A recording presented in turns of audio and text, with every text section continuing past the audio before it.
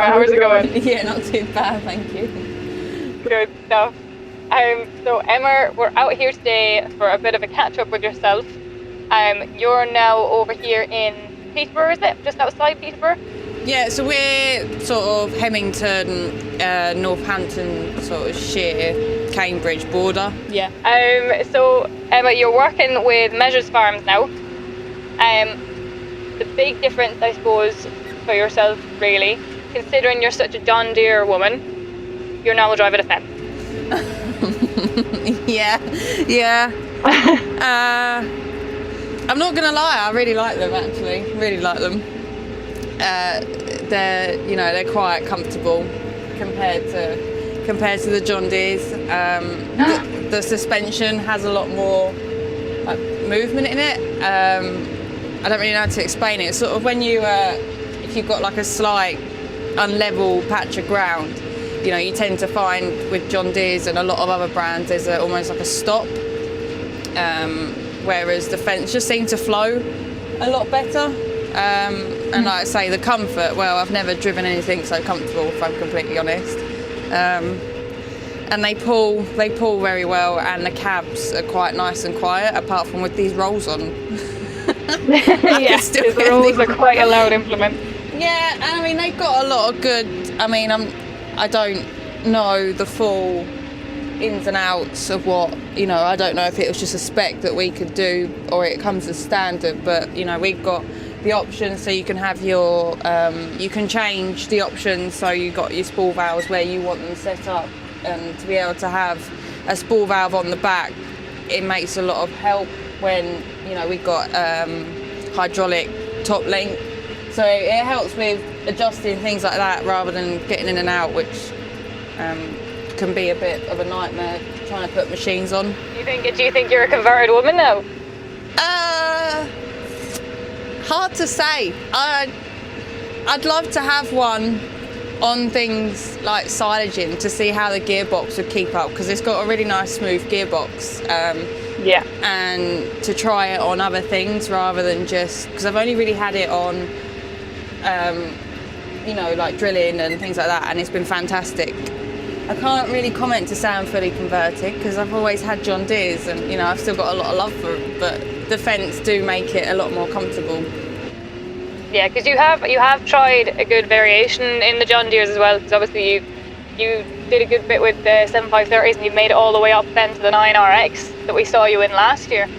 Yeah, I think obviously over the years anyway, cabs and things like that have evolved, and machines have definitely evolved since I've had that 7.5, and I still love that tractor. That's still got a lot of great memories, and it always worked brilliantly, and I had a lot of great times in it. I think as you get older, there's a lot of older people out there. You do want a bit more comfort in your life, and I think these tractors do bring a lot more of that. And yeah, the 9RX, that was, for a machine of what you're doing, that was fairly comfortable. Some of the conditions that I've had this in, I have questioned whether a John Deere would get through them, but this tractor still managed to pull through perfectly fine, and it's not let me down. You can definitely tell when she's working hard. I just find the cab a bit outdated to the John Deere. Kind of wish that they had the cab. I like the joystick, but I find that the John Deere have brought their cab forward more than what the Fendts have. They had a 1050 on demo before I came, and James thought quite highly of it. We've looked at possibly getting an 8RX on demo, so hopefully for the summer we'd have a nice demo. It'd be nice to have a John Deere again to compare properly, I guess. The last time I drove a John Deere that was of this horsepower was quite a while ago, and I wasn't doing the groundwork to be able to compare it. Whereas that 9RX, I can't be a bit unfair to compare the two. Yeah. And what kind of work are you doing for Measures? So what am I doing now? So I mostly do all the fert spreading now, the cultivating, I've done a lot of drilling lately. The guys here, they've taken a lot of time teaching me how to do drilling, which has been really nice. You know, and learn new things. In the winter, I had a tine drill where it was just wet. You know, it wasn't the most pleasant crawling around in mud all the time.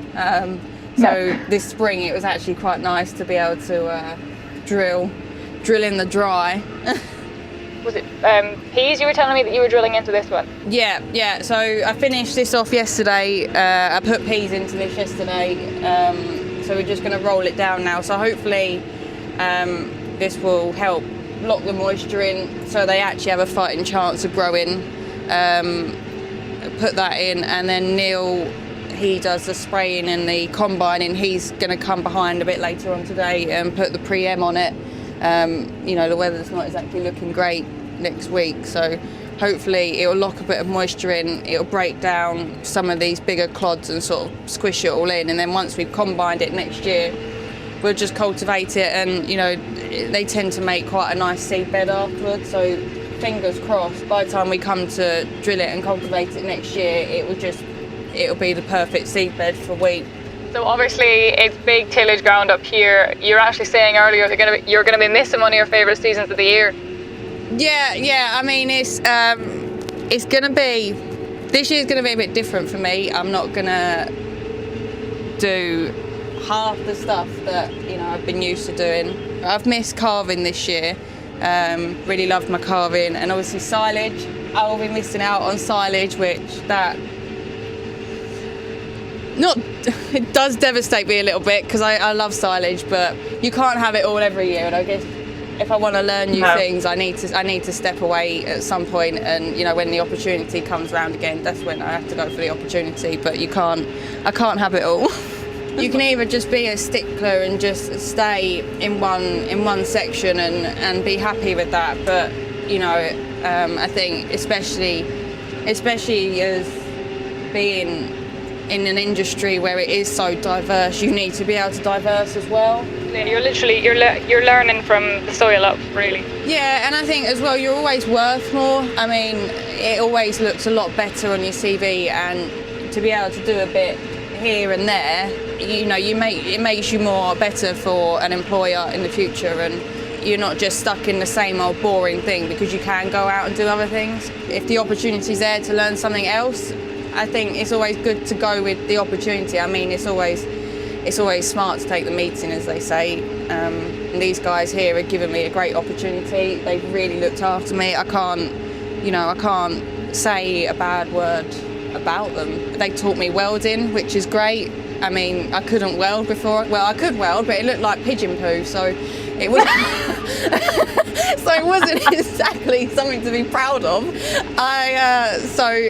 I mean, you know, all of the guys, Jeff, Neil, James, they've all taken the time to show me different techniques on how to weld, and I think being able to weld and having some sort of form of workshop skills is always good. Yeah, and it's great to get the experience, like you were saying there, to be able to be versatile between so many different jobs and get the experience, and to have people that are willing to teach you, and obviously to have a great man by your side. You obviously have Joey with you as well. Yeah.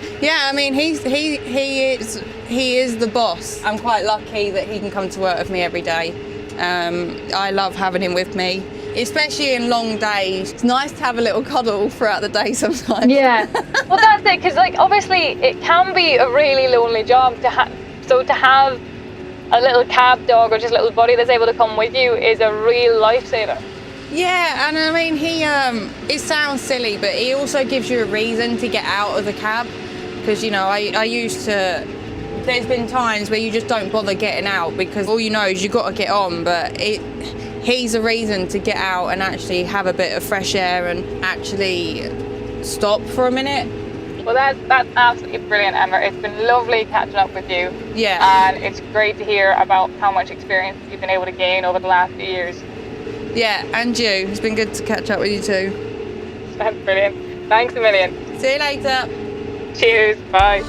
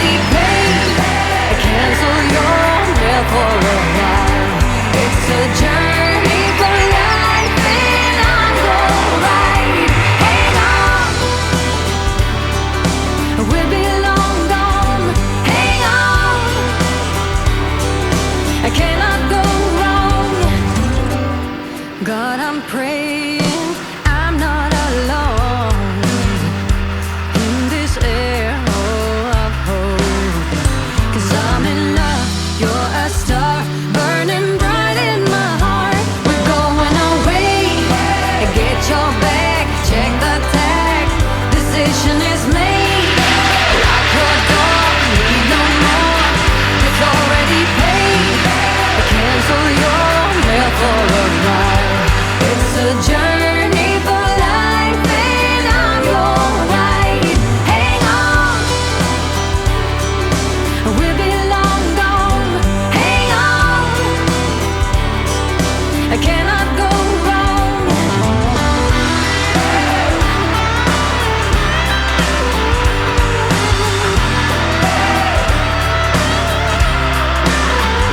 We're going away, I get you back, I'll check the time. Journey